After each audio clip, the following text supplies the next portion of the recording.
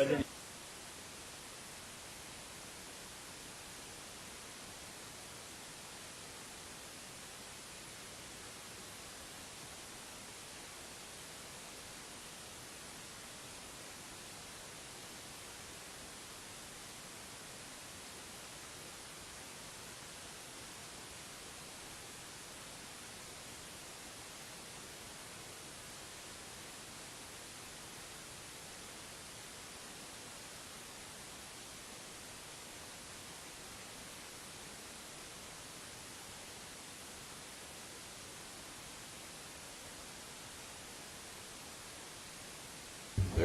There.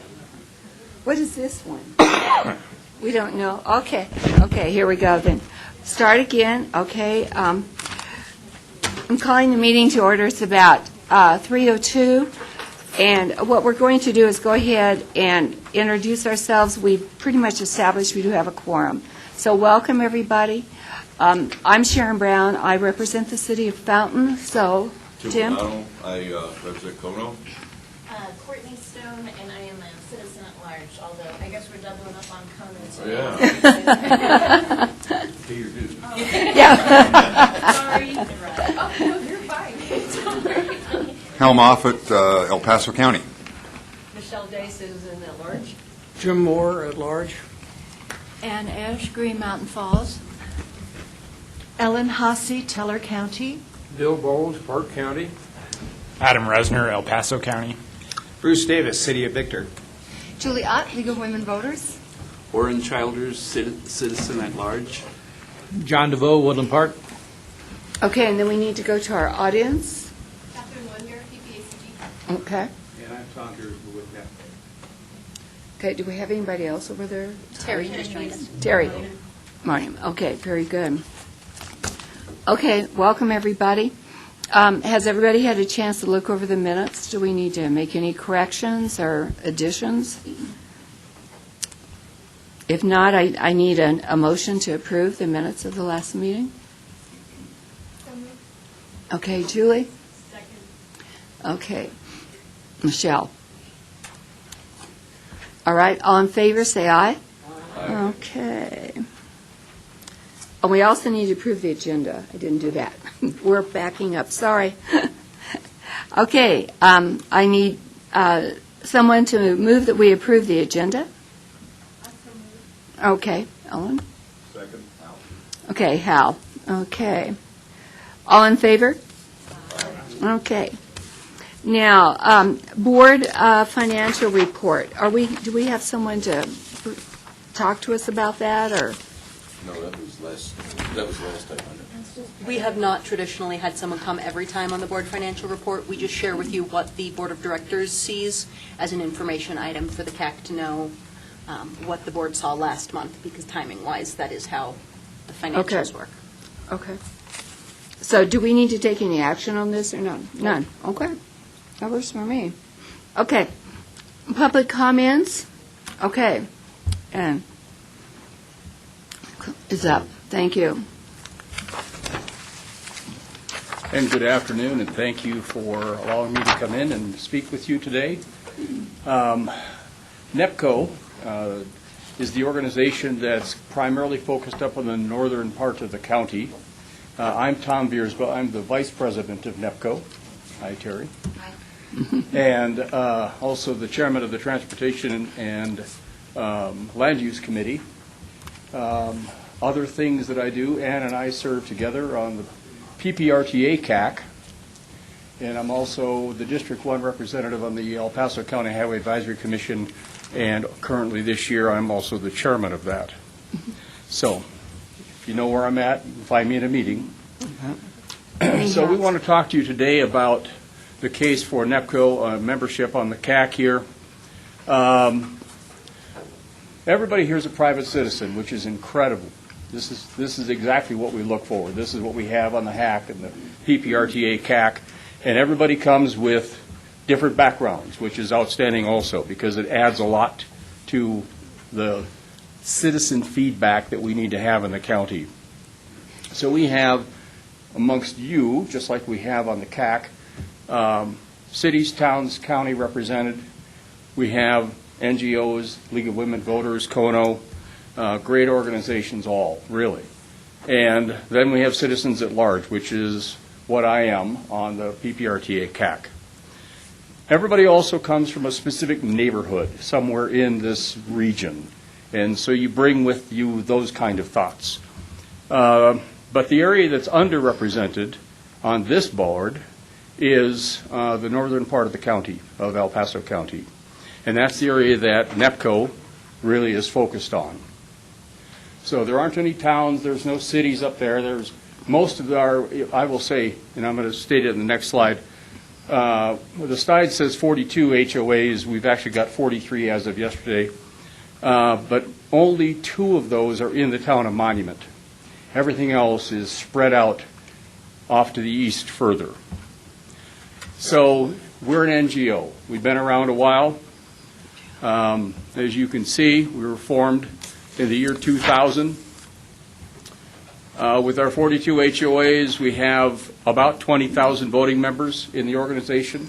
We get excellent participation in our membership meetings. We're a 501c4, so we are not political. We don't want to get into that. And we talk with one voice when we're talking with El Paso County, the Town of Monument, Palmer Lake, CDOT, any of those organizations. So we bring that power behind all of those people, which is really a good idea. That's how we get things done.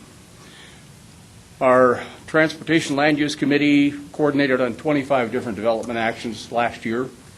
Those were from small developments to larger developments. One of the concerns we have up in northern El Paso County, based on approved development plans, if you take a baseline of the summer of 2017 to about 2022, the 80132 zip code is going to grow 43% in people. Wow. Which is huge growth in one zip code that's rural. So as far as topics, we've had the State Water Commissioner come in, the Sheriff, Transportation, the El Paso County Engineers. We generally have both the District 1, District 3 County Commissioners come in and speak to the group. We've got coming up, the State Demographer is coming in and giving a presentation on growth overall in El Paso County and what's happening up in our area also. This is our area of interest. In every little twinkle star you see, there's something, a development that we have commented on over the last couple of years. That there are still 2 large areas in Monument, the Regency Park 6, which is by Lewis Palmer High School, and the area north of the Y in Monument, that do not have any development plans really scheduled for them right now. Those could add another 2,000 homes. So again, huge growth.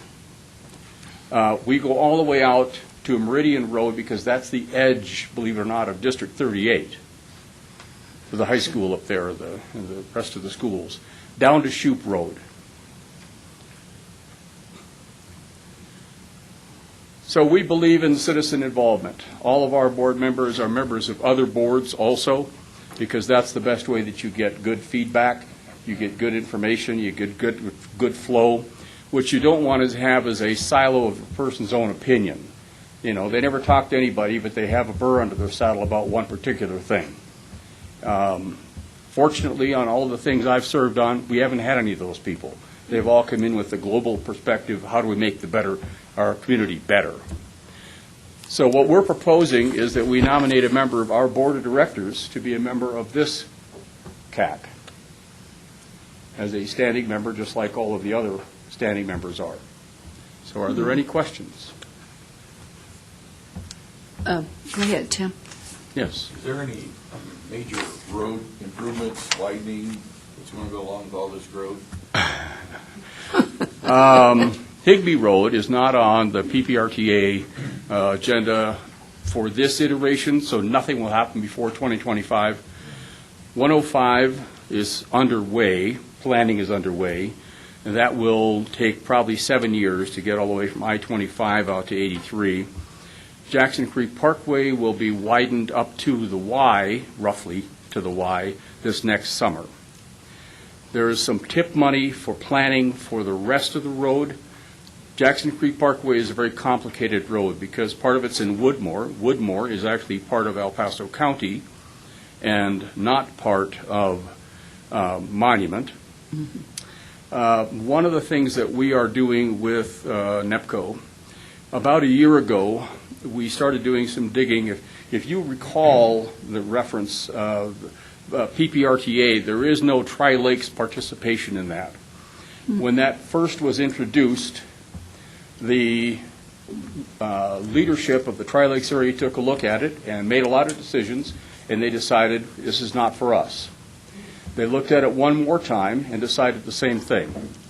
So what NEPCO has been doing is talking to Monument, talking to Palmer Lake, talking to El Paso County, and talking to Tri-View Metropolitan District, which is a Title 32 district inside the town of Monument, but they're responsible for all city services except law enforcement in all of the parts of Monument that are east of the interstate.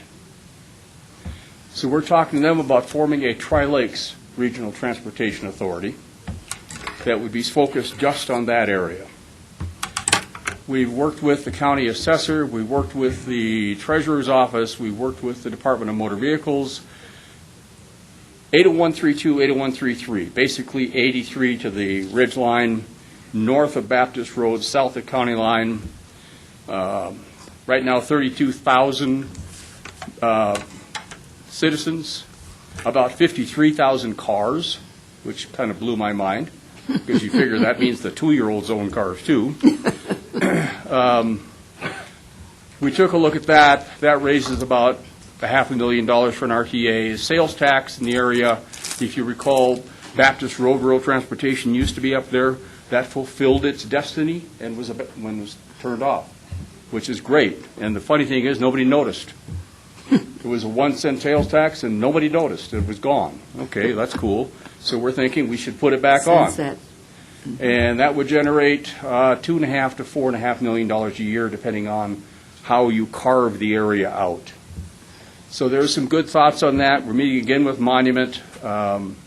Monument had some turbulence in their leadership over the last year, and that seems to be settled out now. So now it's a good time to meet with them and discuss this. But we've had good discussions with the El Paso County Department of Public Works, both of the commissioners from that area and everything. Everybody's going, this is a great idea, let's press forward. So that's a NEPCO initiative. It sounds awfully complex to me as to what, oh my gosh, this is, you know. Terry will have a big role in making that work because no taxpayer money can be used. Yay, another No meeting. taxpayer money can be used to promote the idea of a tax increase. So we're meeting Okay. with the new interim manager right after the Good. 4th. Okay. We already met with him once, but we'll do it again. Any other questions? Is there anything in our bylaws that prohibits or restricts us from being able to approve the membership? We would need to alter the bylaws to add a seat for that purpose. Okay. We do currently have seats available within the El Paso County seats. Laura Nelson has resigned her position, so we do have a vacancy for El Paso County. But we would have to change our bylaws to add another seat. Do we have to go before the PPACG board to do this? Yes, Yeah, we Okay. would need to. Is there a reason that they couldn't use a county seat as opposed to adding? There is not. Okay. You're entering a lottery at that point because there could be somebody else chosen from some other area and you still wouldn't have the northern part of the county represented then. Yeah, they want a dedicated seat. Right. Right, right, okay. Okay, How yes. would we get that before the board? What do we do? And The PPACG CAC, all of you lovely folks, would have to add it as an action item to your next meeting to discuss changing the bylaws, and you would have to bring that suggestion to the board. So, we're looking at least 2 months? yes. At least, okay. I move that we do. Yes, Terry? Is the reason Is the reason we can't do it today is because it wasn't on the agenda? Because otherwise, does that mean Tom has to come back and present again for potential people that weren't here, or? He would not. The Okay. discussion for next month would be purely bylaws change, and then presenting that to the board. Okay. Unless you want to come back.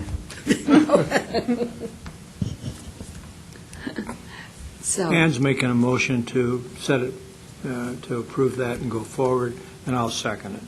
She tried to get that in, but she got. This is not an action item. It's not an What do we have action to do? item, but we will add it on to We don't have to the do items for anything. We next have month. to add it as an action item To the agenda. to the agenda for next month. Sounds like a great idea. Okay. okay. Jim, I would really, if we've got a vacancy in El Paso County right now because of having been involved in some of the work with the bylaws, I would think an inquiry to the county, whoever the county powers that be, and see if they would include NEPCO as one of their representatives.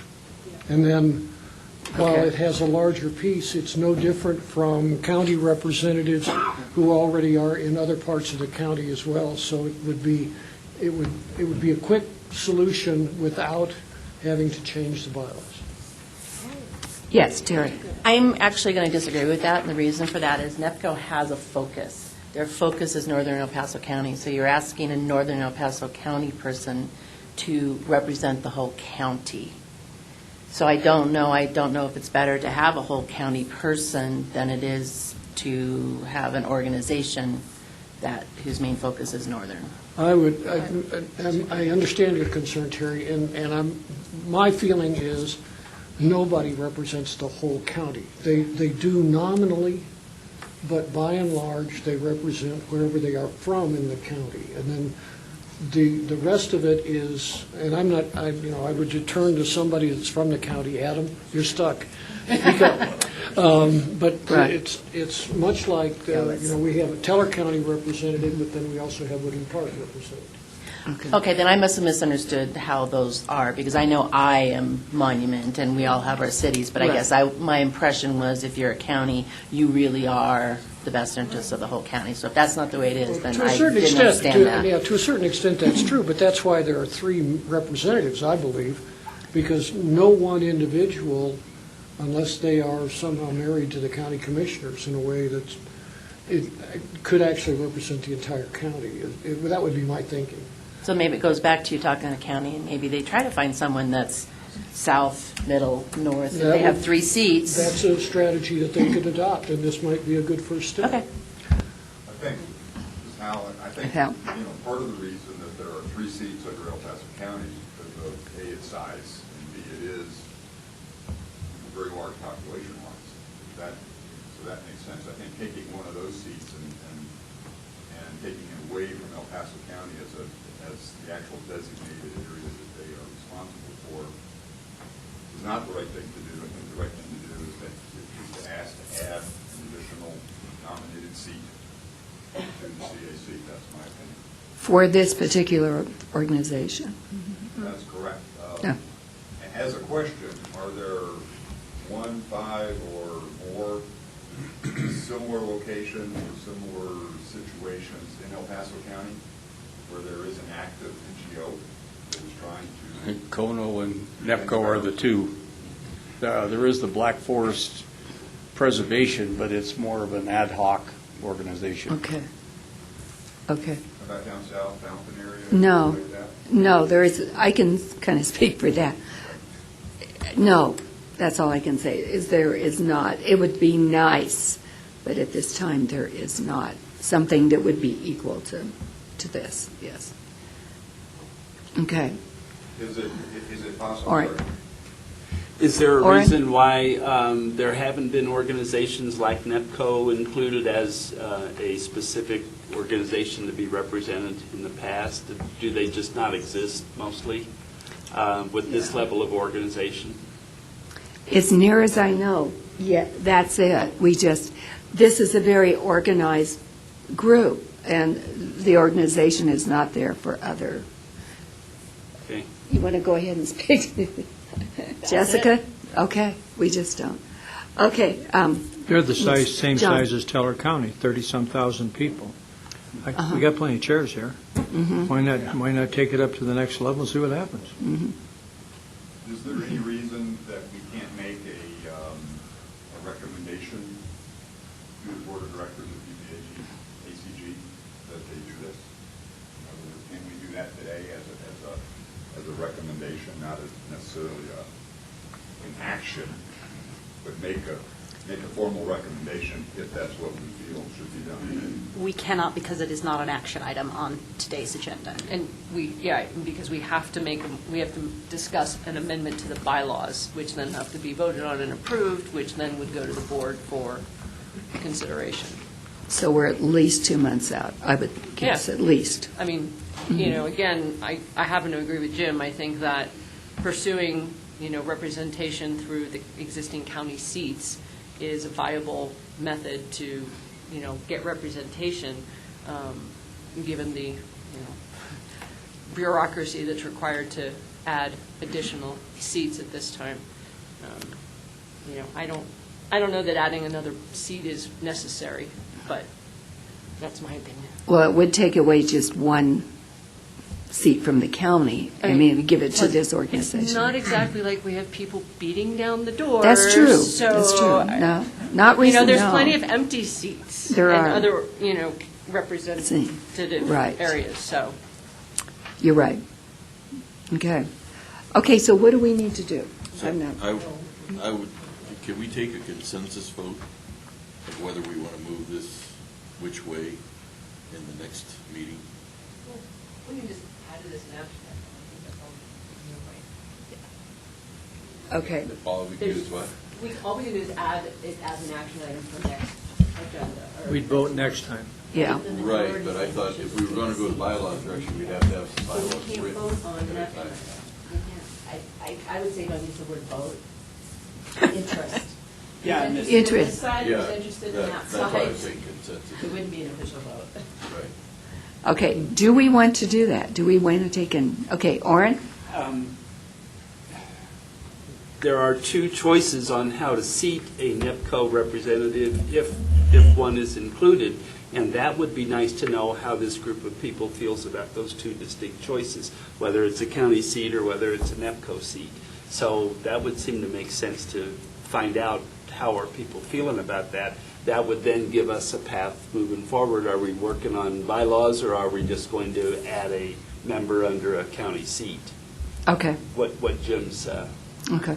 recommendation, Tim's recommendation I'd was. like to suggest that that's an excellent question, and could we not include that as part of our discussion, beginning with next month's agenda, so we all have the opportunity to thoroughly gather questions and come in and join in an in-depth conversation about the implications all the way around. Jim? I will volunteer to draft potential language, since I was involved in the bylaw revision the last time around, so we would have that on the agenda to look at. All right. Thank you very much. I appreciate that. I really do. Okay. Okay. And I haven't been on this board all that long, about a year and a half, maybe 2 years, but I've never seen this come forward before, so this is kind of virgin territory for me. Petitioning to get on. Right. Yes, it's very new to me. So, okay, then, where it is just a discussion, then do we want to discuss this some more? Go ahead, Jim. Jim, if you're going to write up the draft for that, could we also have somebody talk to the county people? Who sponsors the 3 county seats? The commissioners? Yeah. I'll reach out to the county as well. Yeah, just Okay. see what their thoughts are. And then when we get back together, we're loaded for whichever way we decide to go. To go, Yeah. We yeah. don't have to wait yet another month before we make a decision. So we'll have all the information on hand for next month. Okay, I think that sounds very good to me, so. Thank you And very just a much. question. Thank you very much, Tom. Clarification. Tom, before you yeah. go away, is, I don't even have the right pages in front of me. Northern El Paso County Coalition of Community Associations, Inc. is your formal name. Okay. Okay, thank you for presenting, we appreciate it. All right, we need to go ahead to the action items. Cost overrun request and tip amendment number 6. Good afternoon, Catherine Wenger, Transportation Planner. We have a TIP amendment request. The TIP is our short-range transportation program that lists all the federally funded projects for the next 4 years. And occasionally we have to do an amendment based on some requests that we have, or sometimes CDOT will change project funding just depending on what occurs. So the amendment requests that we have this month are kind of similar to last month, where we had some extra money for some projects for cost overruns. And so we sent out an email to our members saying that we had some money available. This time we had SDP Metro money available for $2,526,355. And that money came from other projects that were canceled and that weren't able to obligate the money in time. And so that was returned to the funds and offered to our members for other projects that might need some more. So we received 3 applications, and one of them was withdrawn, and that was the PPACG regional traffic counts. We've discussed that because of the limited amount of funds and the amount that other people requested, that this project would just be put on hold and potentially use different funds. So that third one you see there has been withdrawn. The other 2 applications, one was from Colorado Springs for 30th Street, and they requested $2.5 million, and then Fountain requested $2 million for their Indiana Avenue project. So what was discussed at TAC was that originally Colorado Springs had come and requested just over $1 million for some of our funding, and they put that on hold because they needed to figure out more stuff with the project related to funding. And so originally TAC approved $1 million, and so they agreed that Colorado Springs should still get $1 million of that $2.5 million, and then they decided that the remainder, which is $1.5 million, would be split between Fountain and Colorado Springs, so each of them would get about $750,000. So that's what the TAC has recommended, is that Colorado Springs receive the $1,024,943 plus the $750,000, and then Fountain receives $750,000 as well. So with all that, so in order to approve those cost overrun monies that go to Colorado Springs and Fountain, we have to do the TIP amendment request. And so that's what you see on your second table, is to approve those requests. And then also we had 2 CDOT requests to amend our TIP. And one of those is to delete a project due to ineligibility for faster funds. And then the other one was to add a new project funding for signal funds, which are I believe those are those are federal funds, and then HSIP funds, which are also federal state highway safety funds. And those are just going to do signal replacement and upgrades that they're adding on to US 24, Highway 16, and State Highway 21. So with all that, I can take any questions you might have. So let me review the math again. Yes, please. There's $2.5 million. You're going to give the original $1 million to City of Colorado Springs, and then split the remaining between the 2. Yes. So really, Colorado Springs gets About 1.75. Yes. Or 1 million's. It would be 1.2. It would be 1,700,000 and about 75,000.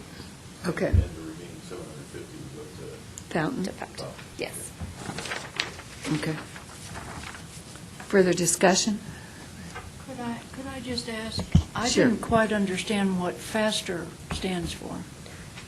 Oh, that is a good question. Ken? It's federal. What does FASTER stand for? Do you know? It's their safety money, but I'm not sure exactly. Do you remember what FASTER stands for? Haven't used that in a while. No, I don't. It's CDOT term. It's for safety money. Money, yeah. So it's for safety projects across the state. So we do know what type of money it is. We just don't know the acronym. Isn't it federal money? No, FASTER is state money. It's strictly Yeah, state. and the HSIP is the federal money, and that's Okay. also safety money as well. Okay. The Funding Advancements for Surface Transportation and Economic Recovery Act. Oh, Yeah. goodness. Yeah. That's a mouthful. Thank you. Thank you. And I will say that these monies that are going to Colorado Springs and Fountain, if we don't obligate this money by June of 2020, it goes away from the region. And so that's why we're really pushing for these to go to Right. projects that really need them, so. Okay. Okay, Jim. I move that we forward this TIP Amendment 6 to the board and recommend approval. Okay. Second. Okay. Could you identify yourself so that we can get it on record? The second Jim? was Michelle, Okay, that's good. and I'm Jim Moore. Thank you. Okay, all in favor? Aye. Okay, that's it. Thank you. Thank you. Okay. Is there anybody opposed? There's no- I thought I heard a strong vote. Okay, safety measures, target setting, CY 219. Okay, is that's you again? That's me again, Again, yes. Can't get rid of me yet.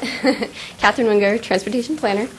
And last month, I brought this item for information, but I'm going to go over it quickly just again in case anyone else wasn't here.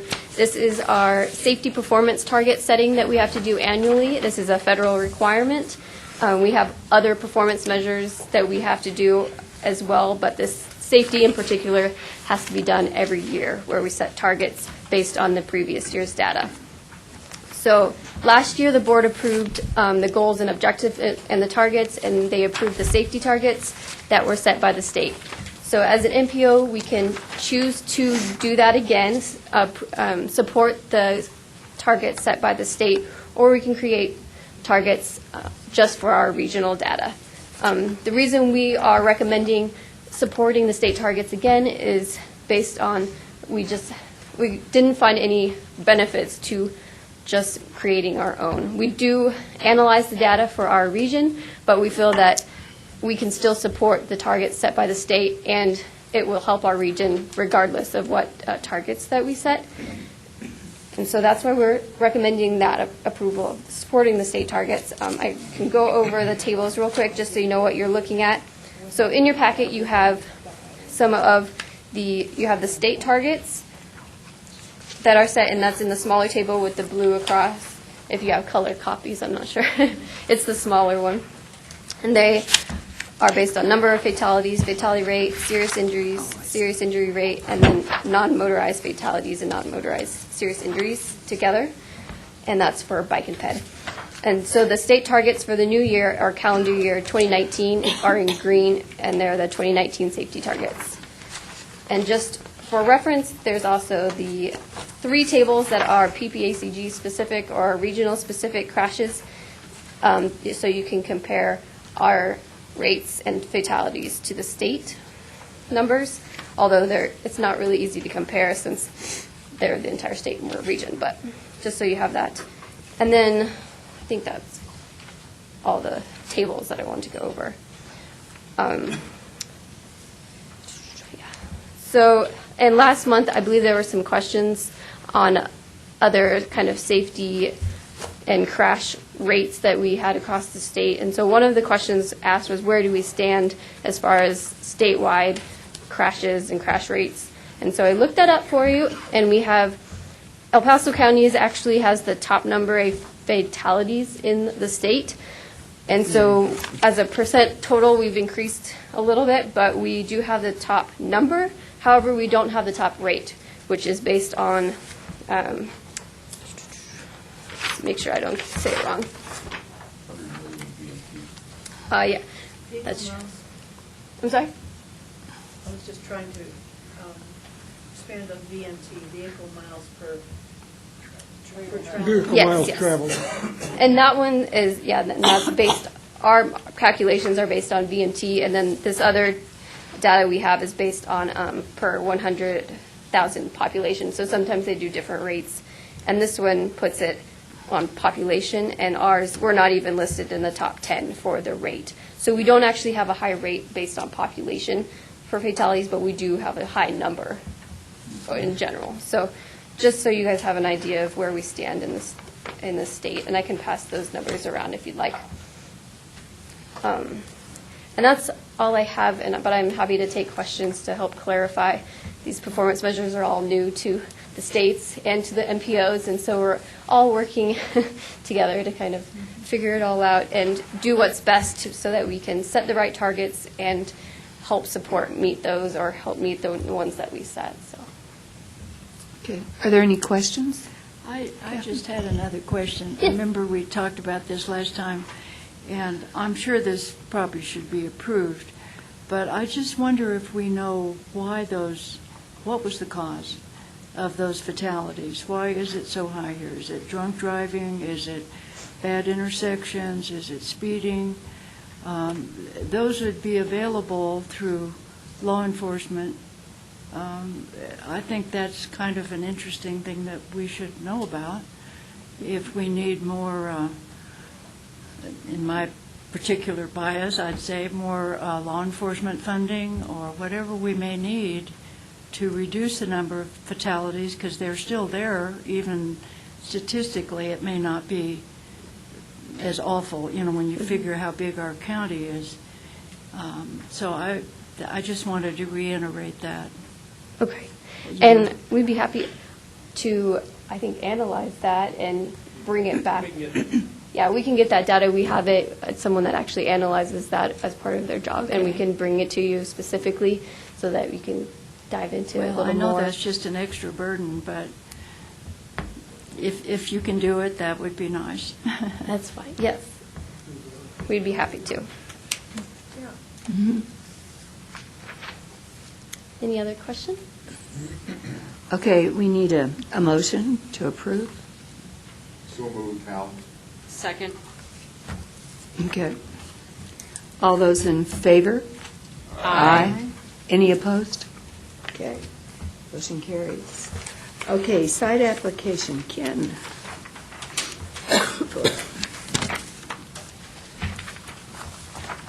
A new lift station, yes. Good afternoon, Ken Brader, PPACG Transportation Planner, helping out in the environmental side. We have a site application for Wrong red button.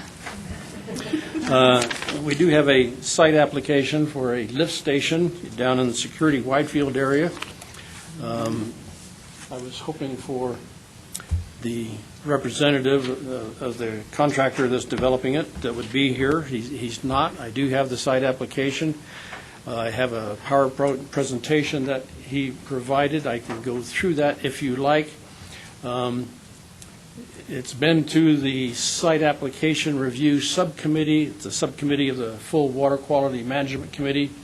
About a third of the members of the full committee are on the Site Application Review Subcommittee. They have reviewed it, met with the consultant, had the recommendations that you see there, and those have all been addressed, and they do recommend approval to the full Water Quality Management Committee, which meets next Tuesday. Asking for a recommendation, hoping for approval to go to the board so that they could make a recommendation of approval to the state to issue the permit.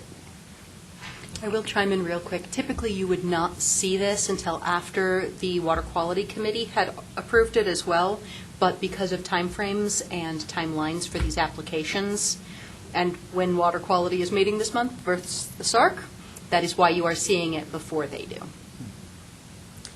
This is going to be discussed at the Water Management Quality, the Water Quality Management Meeting. 5th. Yeah. It's pretty straightforward in the conversations that we had, and you can see the type of recommendations are nothing technical. It was more administrative, have a description, and it's all made up of other, the committee's all made up of other sanitation and water districts and operators, and so they offer their advice and say, we use transducers instead of using ultrasonic sensors in determining the levels of wet well. So that's what we recommend, but it's nothing regulatory. It's just one operator providing good tips to help out another operator. Okay. Go ahead, Tim. It's probably not a fair question for you, Ken, but I'll ask it anyway, because now you're not here. It's said that they addressed item 3, discuss odor control to grease interceptor. You know, there's addressing and then there's addressing. Yes, you're right. Yeah, and I'll have to confess that I have.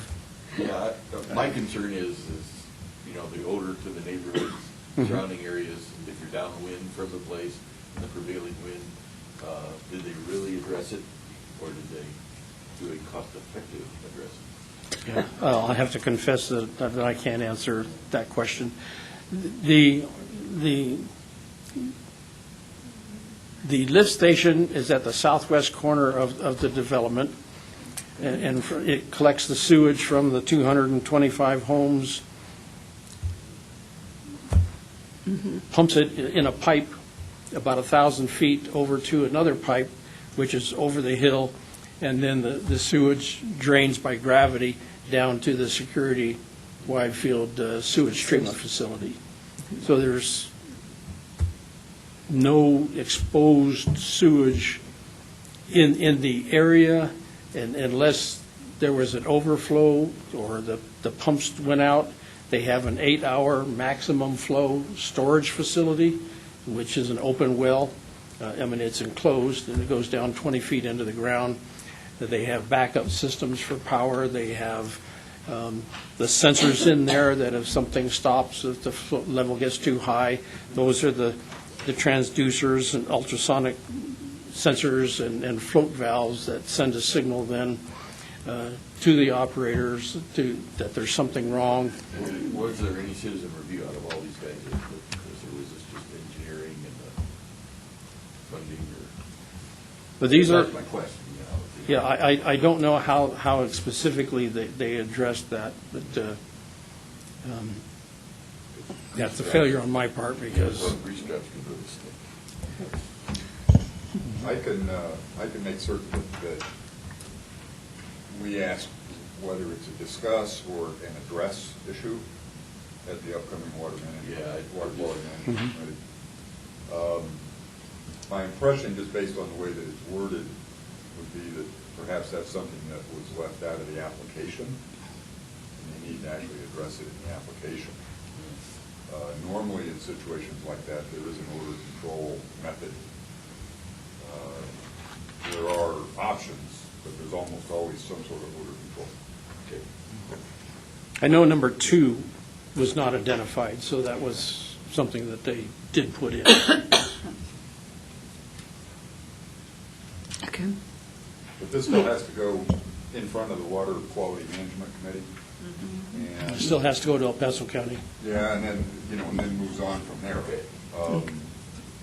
There's, most of the people on the Water Quality Management Committee are current operators of wastewater treatment plants, so they're very sensitive to issues that are like odor in the community. There are a few of us that are not affiliated, so we also kind of push and prod and see what's going on. I would expect that this will be addressed, but I'll just make sure that it's part of Okay. those options there. Okay, Ellen. Question about process. Thank you. Is it possible for us to approve or recommend to the board for approval or not based with the caveat that it passes all those various further entities? But our recommendation is dependent upon those? Thank you so much. And we've done that in the past so. Good. Okay, thank you. Okay. So. Okay. I Are there further questions or? Okay, go ahead. I move that we forward this to the board with our recommendation contingent upon the approval of the Water Quality Management Committee. Okay, thank you. Okay, Michelle and Ellen. Okay. All those in favor? Aye. Any opposed? Okay. Thank you. Good. Yes, thank you, Ken. Okay.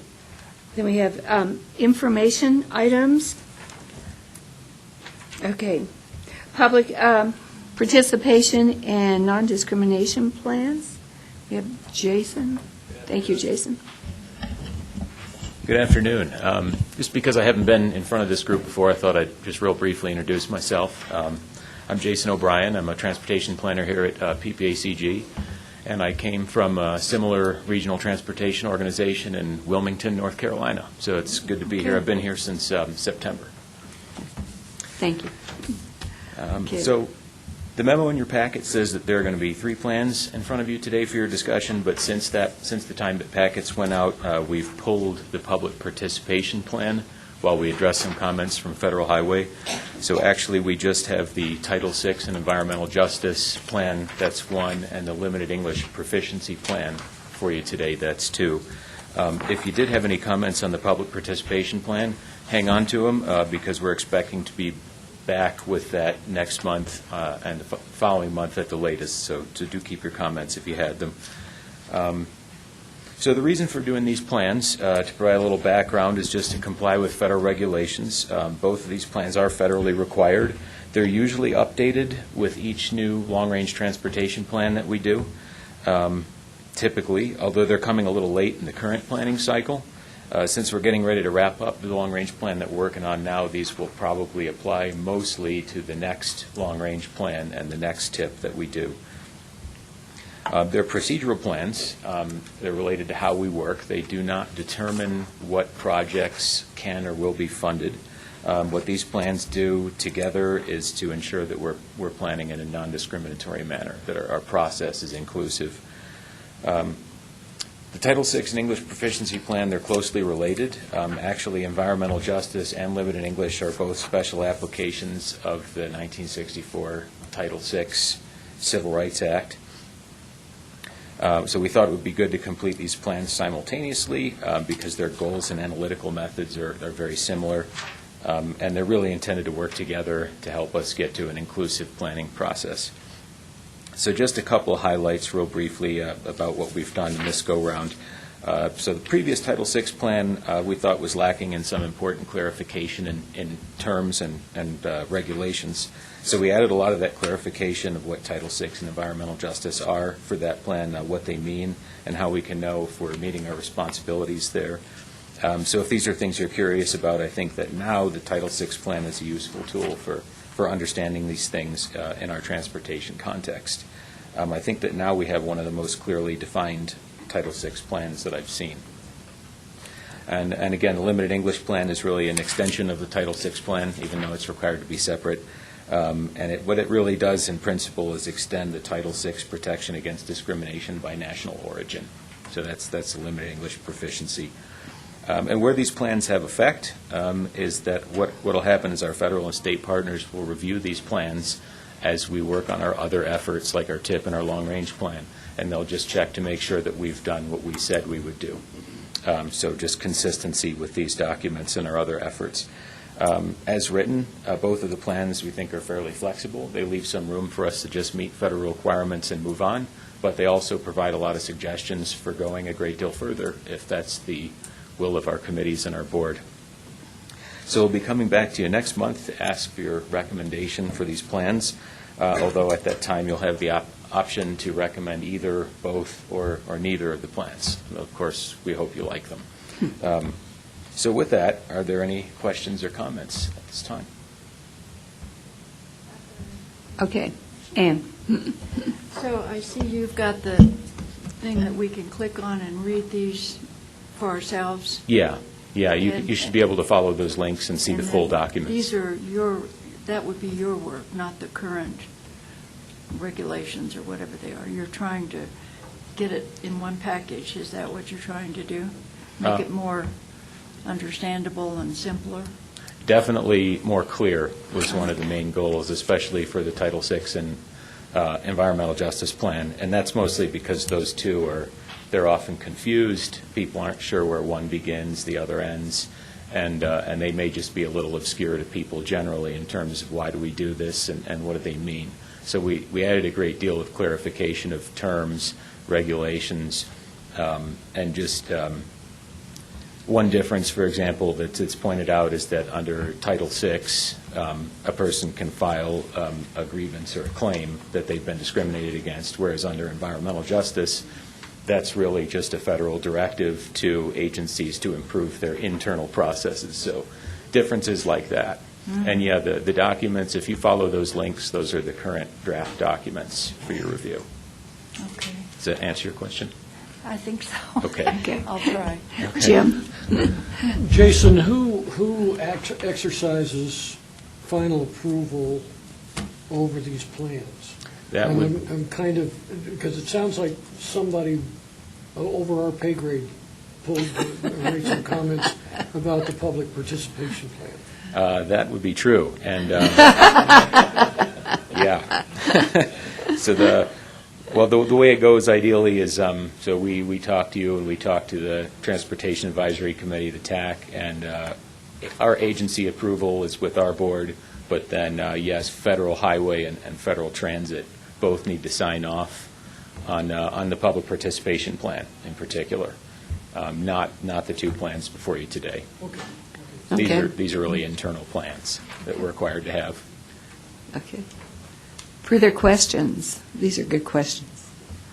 Okay, so this is strictly informational only, is that, if I'm saying this right? Okay. All right, thank you. Thank you. Okay, legislative report. I'm going to stand up so I can scroll for you. Jessica McMullen, your Policy and Communications Manager, who sits in the corner every day. Where's your pointy hat? Hey, Yeah. hey. Oh, nice. So as you saw in your packets, the Legislative Committee meets once a week during the legislative session, and that is the Legislative Committee of the Board of Directors. And those are board members who are interested in it. They have done several things. You'll notice that what I'm presenting to you here is not fully up to date. And the reason for that is I made this a couple of weeks ago, which means that it doesn't have the information from our meeting on Monday. We have to get things mailed to you. I'm sorry. So I'm going to go over two different aspects of this with you. The positions and bills that the PPACG Board of Legislative Committee has looked at. But then I'm also going to do a quick review of what the legislative themes and how the process works for legislative support, opposition, et cetera. And now that I've phrased it that way, I'm totally going to do it in the opposite order. So, the order of operations for PPACG to take legislative positions. Staff, our lobbyists, and all of our board members, and anybody else who's aware about PPACG, sends us a bill and says, we think this might interest you. We look at it. The Legislative Committee reviews the bill. Once a week, so that bill will have been added to our list to look at, and we'll look at it. We'll say, okay, is this a PPACG bill? There'll be some discussion. A lot of times it's, no, this is really interesting for one person, but it's not our bill. When you see me report on those, they'll be listed as reviewed, no PPACG position. An example on here is local governments may regulate nicotine products. While interesting, and it relates to local governments, which is a strong PPACG thing, we are not getting involved in what each of your governments want to do with nicotine. So you'll notice that that does come up. If the Legislative Committee says they've got 4 different options, they can strongly support something, and that's where we're going to direct our lobbyists to go out there and make the bill pass. We can support bills where we believe that these are good ideas. We would love to write a letter of support if someone wants us to, but these are not our bills. We can monitor bills, and we do a lot of that, where these are bills that are interesting to specific members or that may change to be very pertinent to PPACG without much challenge. We have oppose, which are bills that this is just a bad idea. And then we have bills that we strongly oppose, which we would send to our lobbyists and say, make it die. Kill it now.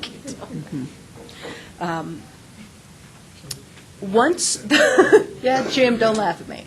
Once the Legislative Committee has made these recommendations, they are given to the Executive Committee of the Board of Directors as, this is the direction that the Legislative Committee would like to go.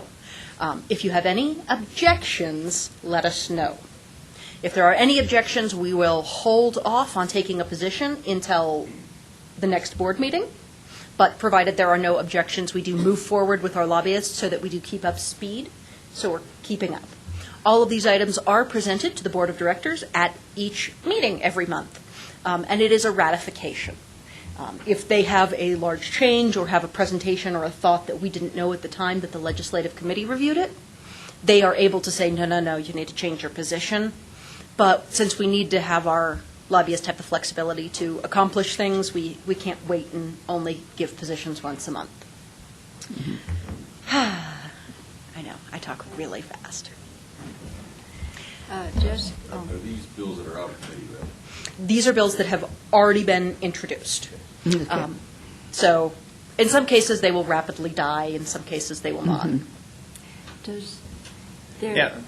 Oh, I'm sorry. I'm sorry, go ahead. The bills, the lobbyists take and go before the state legislature and promote these things and to support the bills that the board here supports. Okay, I just want to clarify that. Well, and one of our goals for this year is for, as bills are proposed that are of extreme interest to PPACG, our Board of Directors and our Legislative Committee have all volunteered to go and testify up in Denver. So as well as our lobbyists working the bills, having our members really speak for the broader PPACG region is something that we feel will be very influential. I have a question. Who is the lobbyist, or do we have more than one? We have Lauren Furman. Lauren Furman, okay. Okay. Okay. Do you usually put out this information to us? Is this is this usual? So, but we don't express an opinion ourselves. The directors takes charge of this whole thing without our advice. You are welcome to express opinions, actually. This is one of those cases where if we get feedback, we will happily pass it along, depending on time frame, to the Legislative Committee or directly to the board. Would we just send an opinion to you and you send it on to them? Yeah. I would suppose, too, not that I'd probably ever do it, but if you had a strong opinion, any of us could go to the Board of Directors meeting and speak from where you are. Or the Legislative Committee meetings. Those are public meetings. They are every Monday at 3 o'clock in our upstairs conference room. Every Monday? And there's also a call-in option. You'll see those on the PPACG calendar of events, not the physical one, but on our website. So it's every Monday? Every Monday at 3 o'clock. That way we get the chance to wait for Friday afternoon to tell us what the committee meetings will be on the next week. And they meet upstairs somewhere? They do. We meet in the upstairs large conference room. It's about a quarter of the size of this one. Okay. Thank you. I will add in that the tracking page that we did give you the link to is always up to date and active. So if you have... And that's on the website? Yep, and that's actually right here in the attachment we sent you. Yeah, and I pulled that right. up. This is what our lobbyist gives us to report on. It tells us when the bills are on the calendar, what any comments recently have been, what our position is. It's a summary of the bill. There are some bills that have been added to this that the Legislative Committee have not yet looked at. You'll see those because they do not have a red position. The Office of Public Guardianship operation conditions. There are two different guardianship questions, bills that are being proposed, and there's a third we are anticipating that will all be on it. There is also a really interesting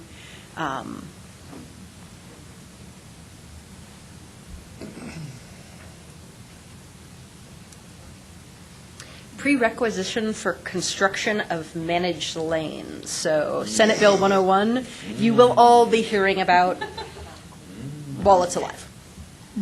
It could pass. It could pass. Interesting.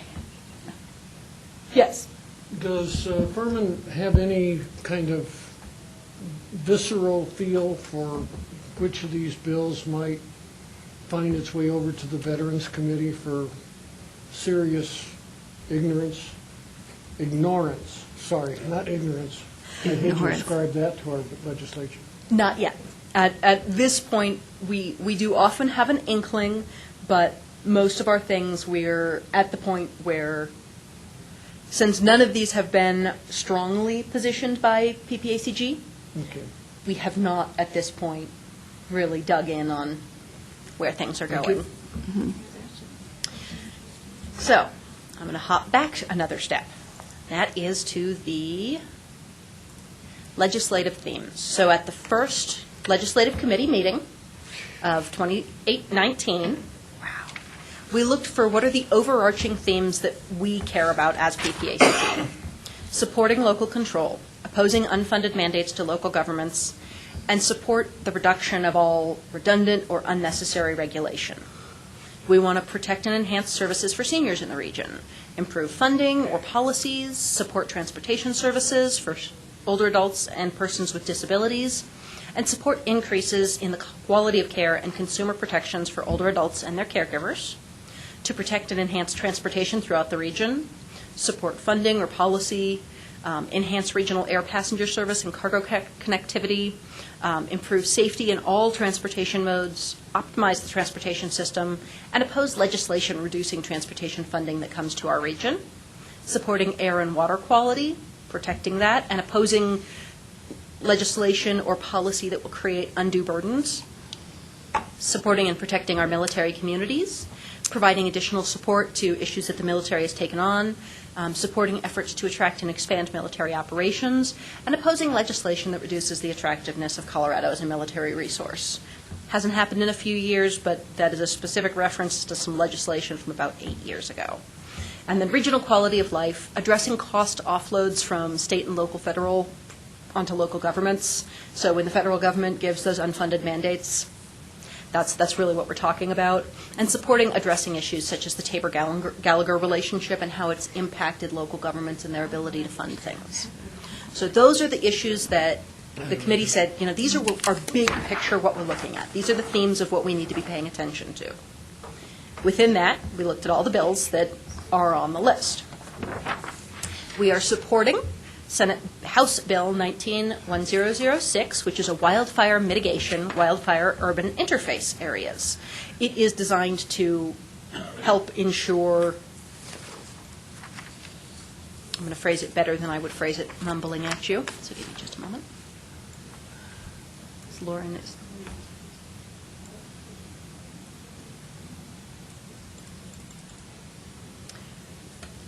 The bill creates a state grant program to assist with wildfire programs. I'm just going to go to the ones that we're supporting or opposing. There is a veteran and military green alert program, like the Amber Alert, for veterans or active duty members who may be at risk of hurting themselves. We are supporting the creation of this program. What number is that? That is... It's not on the sheet that we have. It's not on the sheet. It's not on your sheet. It's House Bill 1141. Okay. As I mentioned, we do, because things move so quickly. Right. I must apologize that that's all right. Some of these aren't as quickly as they could be. Senate Bill 19051 is to increase general fund funding for transportation. Okay. It directs certain things to be changed in the direction that they're going to. To transportation. Yeah. Senate Bill 19053 is California Motor Vehicle Emission Standards. It prohibits the Air Quality Control Commission from adopting emission standards that are more stringent than federal standards. And it's phrased this way because California did do this, where they adopted statewide, more stringent requirements than the federal government did. Okay. Veteran employment preference by private employers, Senate Bill 056, is another one we supported. Again, it allows private employers to give preference to veterans when hiring. Those are the ones that we have listed. So does anyone have any questions about any of the bills we've looked at, or the themes or comments, or talk to me? I have a question on the monitoring. What determines that you're monitoring it, and what determines So bills that we are monitoring but are not taking a position on are bills that may interact with PPACG programs or members. They are ones that we can't disqualify. If we say reviewed and no position, it doesn't relate to us. It's interesting. There may be ways it applies, but it doesn't. If we are monitoring them, these are bills that have the potential to change in a way that could be of interest.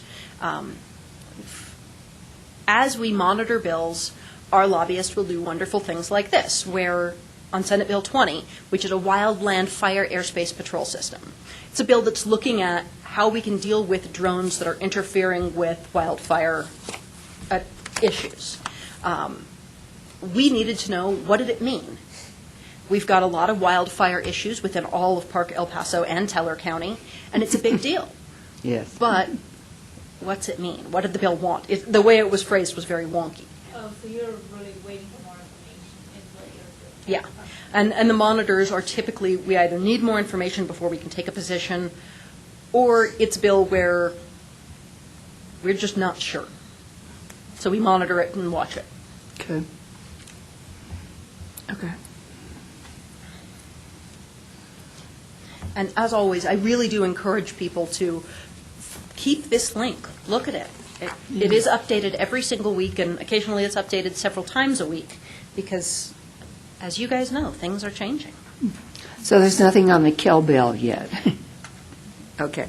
And we have no positions that we are strongly supporting or strongly opposing, although our ombudsman office has been strongly involved in creation of a bill to help the local assisted living programs be able to address the need for acute mental care in addition to physical care, which right now is causing some challenges when you have a client who cannot safely be allowed to stay in a home but does not have another place to go and requires a home living. So it's my really nice way of saying it, because someone was giving me the what do you mean face. But again, keep the link, look at it, please. Follow up. And if you have an interest in something, I can send you the information on dialing in, or you can just get it off of our website. It's in our list of calendar events. Okay. Any other questions? Good update. Okay. Thank you. You guys get another one from me. I noticed that. Okay, Yes. so I'm still me. I haven't changed. Your Census 2020 update. We had talked about this a little bit and given an update back in November, where we let you know the Census Pikes Peak Complete Count Committee was forming. We gave you the list of what all committees had been formed, business, nonprofit, religious, media, etc. All of those committees have officially a chair and a co-chair. They are all, in most cases, looking for additional members. There is a really strong focus, and I'm going to stare at everybody who's not in Colorado Springs, for people from not Colorado Springs. Because we do have a lot of volunteers that are already in the Springs, a lot of people engaged, but there's not a whole lot of people that know what's going on in Victor. And I'd like them to. So we do have a government committee that does align directly with each of the municipalities and regions, but I'm sure there's a nonprofit in Teller County that's not terribly tied to Teller County or Woodland Park that we need to know how to reach their populations. Some big things on census that you may or may not know. The census citizenship question, are they allowed to ask about your citizenship on the census? There was another verdict saying, no, you cannot. But that is likely to be appealed again, so we do not have a final verdict on that. Good. For people who are interested, the Census Department has been putting out a bunch of really interesting studies and surveys. And the two that I thought were the most interesting and that I can share with anybody who wants them is the Barriers, Attitudes, and Motivators study. What makes people not reply or do reply to the census? And that's very interesting just to see what triggers people to respond or not respond. To the largest groups that do not respond are we underreport children, we severely underreport seniors, and we underreport minorities. So these are all things that, for the census, you all can be part of it today by, hey, did you know census is coming up to your neighbor? Hey, fill it out. This year we're all going to have the opportunity, as I mentioned before, to fill it out online. They're going to send you a letter that says, here's the email address, fill it out. Send you another letter, hey, you haven't filled it out yet. After that, going to start showing up on your door and being like, please answer the census. The numerator. So Yeah. these are the things I would love for all of you to please try to stay aware of what's going on in the census. I did ask all of the committees if they needed members, but if any of you are like, hey, I really want to get involved, as Ellen and Jim have both done, and I passed those names along and said, hey, call these guys. They need to talk to you. Does anyone have any other questions? Jim? Do we have any idea when there will be information that we can share, being one of the two that's expressed an interest? There is a lot of general information already available from the census, but what we do not have yet, and what our Media and Communication Committee is working on, is developing the messages that will resonate best here. What messages will get seniors to respond? What messages will get Calhan and Rama to respond? We know that different audiences need us to phrase things a different way. There are linguistic shifts, and there are very simple ways of asking that will mean different things to people. So that committee is working very hard to ensure that they're doing the research on how do we talk to the Vietnamese community? How do we use the language that works within their culture as well as their physical language? So that's part of what is going on. We do have the generic language already from the census, but we do not have the locally filtered language from the Complete Count Committee.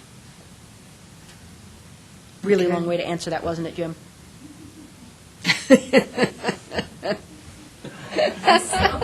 Okay. Okay. Yes. Thank you. Okay. Okay, member discussion. Do we have any member discussion? Going once? Ken?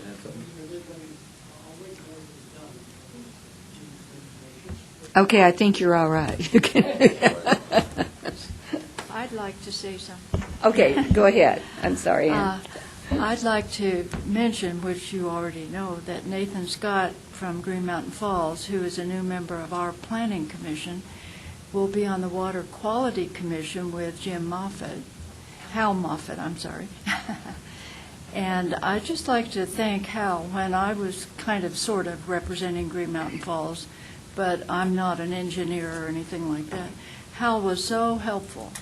And I know that you and Nathan, that's really great. And I'm glad that Green Mountain Falls can send someone who can really participate and vote. I was never really a member, but Nathan will be voting and helping out with the water quality problems in our area.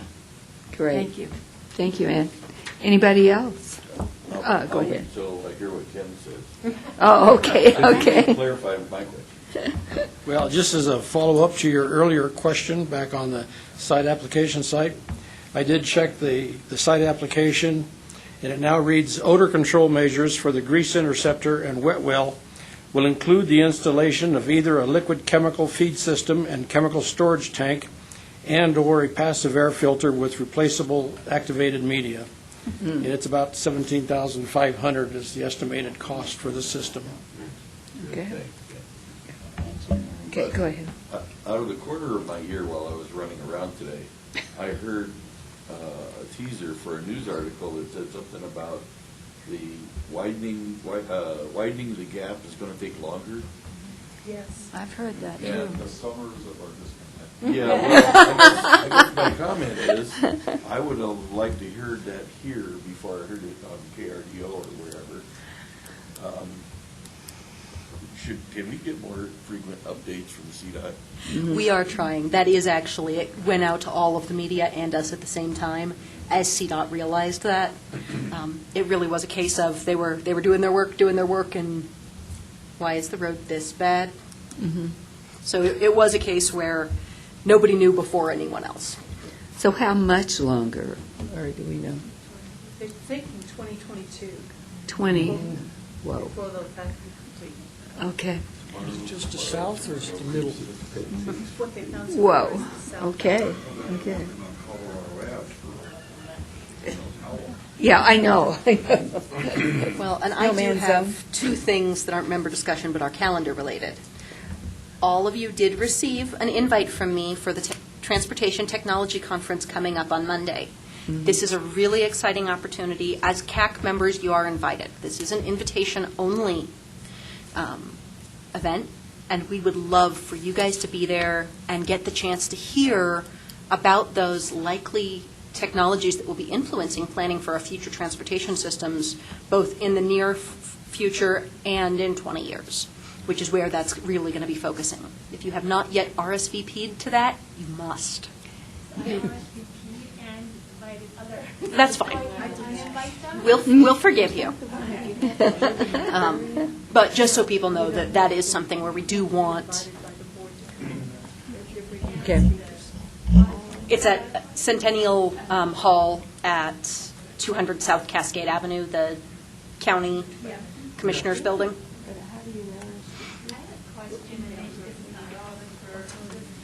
Microphone, please.